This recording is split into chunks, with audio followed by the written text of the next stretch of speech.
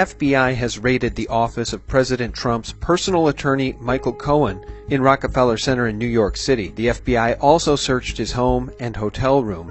At the crux of this brazen raid by the FBI, seizure of documents, including emails, tax documents, and other records related to Cohen's $130,000 payment to Stormy Daniels, a story that literally no one cares about.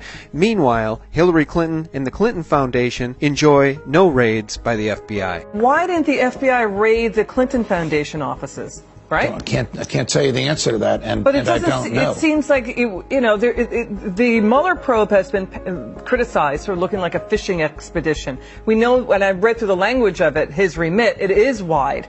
So to have Robert Mueller connected to this, Stormy Daniels, I mean, it seems a bit of a stretch. And the deep state attack on Trump accelerates. Michael Cohen's own lawyer says the FBI seized privileged communications between Cohen and his clients, a group that includes Trump. According to the Wall Street Journal, the search was executed by the Manhattan U.S. Attorney's Office, which is carrying out an independent investigation in coordination with Robert Mueller. Ask yourself, how is this constitutional? The president is not allowed to have private, privileged communications with his own attorney? Former Judge Andrew Napolitano says Mueller's probe appears to have no limit, adding, "You're talking about the most confidential and protected relationship there is, lawyer and client.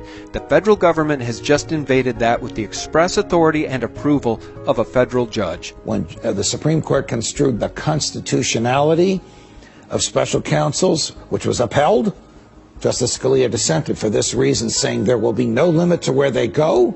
They're unrecognized in the Constitution. They're unanswerable. They'll just keep indicting people to justify their own existence. Exasperated, President Trump is calling the raid disgraceful, describing the special counsel's team as, quote, "the most conflicted group of people I've ever met." It's an attack on our country in a true sense. It's an attack on what we all stand for. This is a pure and simple witch hunt. According to Zero Hedge, Trump also exclaimed that no one is looking at the other side, referring to Clinton's 30,000 missing emails. Now, on the wishful thinking side of things, I read an amusing tweet from Grody Observant, who posited the following: "Wonder if Trump gave a copy of the Hillary Rodham Clinton video, pedophile videos found on Weiner's laptop, the tarmac meeting, etc., to his lawyer Cohen, because if he did, now Mueller has to enter all of that as evidence and play it for the jury. LOL. That would be epic. Making Mueller make it evidence." Now, I like to see our cup as half full, but given the corrupt-filled history and nature of Robert Mueller, it's highly unlikely this shadow government actor is working with the president to take down the Clintons, although Q has suggested it. But as Jerome Corsi explained in our recent interview, Mueller is likely no white knight. Mueller has been an operative in D.C. for decades. He was a Clinton fixer. He was back even to the Mark Rich pardon and helping to cover that up. He's played roles in the HSBC money laundering scandal, covering it up, making sure no one went to prison. And he covered up the uranium bribery scheme where Russians were found to be involved in bribery the uranium industry in the United States before the Committee on Foreign Investment in the United States voted to allow Russia to acquire 100% of uranium-1.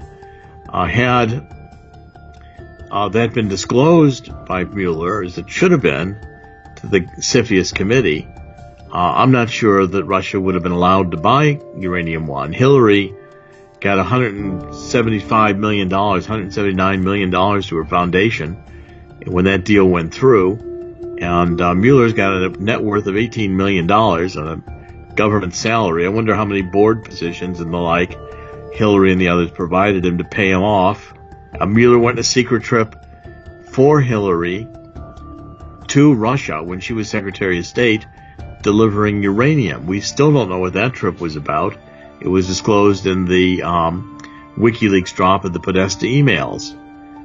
These are the kinds of things that I think make me believe that, Mueller's basically just an operative who's a hack. In other news, yet another likely false flag attack by white helmets in Syria are reigniting serious tensions between the U.S. and Russia in the region.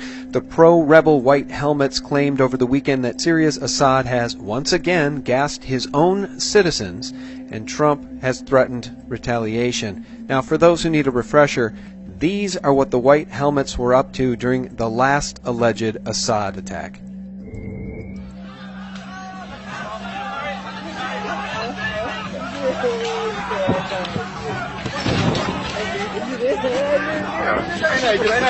And of course, you'll never see that video reported on at CNN. Q has posted "Trust POTUS," as well as this collage of photos of fed-up military patriots who, quote, didn't join to fight for al-Qaeda in a Syrian civil war, with many noting, "I joined to serve and defend the Constitution. Stay out of Syria." And Julian Assange, no fool for the White Hat's propaganda, has issued a $100,000 reward for confidential official information, intercepts, or reports showing who is responsible for the alleged chemical attack in Syria. Note to Anons, you may want to find the back door to John McCain's computer, a man Q has consistently referred to as traitor. Your WikiLeaks cash prize awaits. That's the seditious senator with Moaz Mustafa, a man Q relates to the Awans, and of course the Awans enjoyed a chummy relationship with uber criminal Debbie Wasserman Schultz. Moaz Mustafa works for the Syrian Emergency Task Force, a lobbying group that advocates for the armed overthrow of the government of Syria. And NeonRevolt.com asks, is McCain connected to that group in any way other than the photographs? As a matter of fact, Elizabeth Bailey Obagi, a former senior analyst at the Institute for the Study of War, who was terminated for job fraud. I travel with groups where we actually can kind of identify the more extremist checkpoints. Elizabeth Obagi. Her career at the Institute as a Syria researcher in 2013 contributed an op-ed for the Wall Street Journal that was cited by U.S. Secretary of State John Kerry and Senator John McCain during a U.S. Senate hearing to support possible U.S. military intervention into the Syrian civil war. There is a real moderate opposition that exists. The op-ed was cited just days later by Senator John McCain and Secretary of State John Kerry, as Kerry testified before Congress. Dr. Elizabeth Obagi. You can read the rest, of course, for yourself at neonrevolt.com, who writes, so let's get this straight. The gal forges a bunch of stuff in the Wall Street article of hers. It's then cited by McCain and Kerry in order to try and rope us into deploying troops and resources in Syria and getting us mired in another war. It comes out that the gal lied, and McCain snatches her up for his team immediately. How much do you want to bet McCain had her write that article in the first place? McCain has a direct connection with this group. In fact, you could say he sought out a direct connection with this group. But Q asks us to dig, and dig we did. I'll skip down. Q wrote, why did Hussein protect ISIS? POTUS, ISIS, focus and destroy 1 year versus Hussein's 8 years versus George W. Bush, DC access, sold out, bring back the gallows. Do you understand what Q is insinuating here? Anons believe Q is saying that ISIS had access to the White House. Think back to Q Post 570 Special Access Program sell-off and the 16-year plan to destroy America. They never thought she would lose. Pure evil. And NeonRevolt.com notes, we're going to need a bigger gallows. And as for Trump's tweets about retaliating against Syria, according to Jack Posbiak, 2 separate people have confirmed the president did not write the tweets on Assad and Syria. Amid all the outrage at Assad for, quote, gassing his own people and demands for the U.S. to step in and start World War III, it's come out that Trump didn't even write those tweets. But of course, the pro-Zionist faction in Israel is eager for the U.S. to enter into a shooting war with Russia over Syria. From the Jerusalem Post, Israel officials, U.S. must strike in Syria. Assad is the angel of death, and the world would be better without him. And in addition to Syria, Israel is now bombing Hamas targets in northern Gaza. And this post from Anonymous sums it all up nicely. This is a genius move by the deep state pedos. They must start World War III to cover up their crimes. They haven't had any luck getting POTUS to fall for one of their false flags. They decide to just have Israel start a war with Russia in Syria. This will force POTUS to side with Israel or side with the Russians.